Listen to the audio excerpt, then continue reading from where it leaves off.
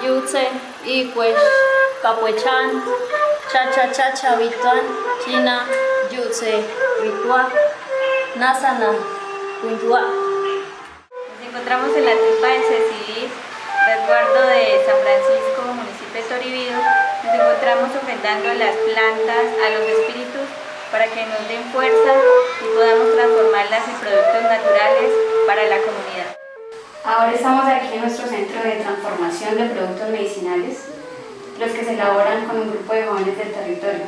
Dentro de los productos que elaboramos aquí tenemos los shampoos de mangahuasca y cola de caballo, de sábile romero, de ortiga, de zanahoria,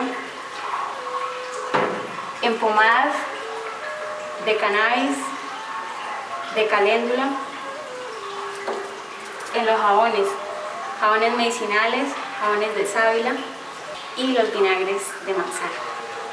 Uno de los procesos de transformación es el destilado. Aquí obtenemos aceites esenciales de romero, citronela, naranja, limón, que nos permite extraer los compuestos medicinales de plantas frescas y dulces para potenciar su efecto en diferentes usos.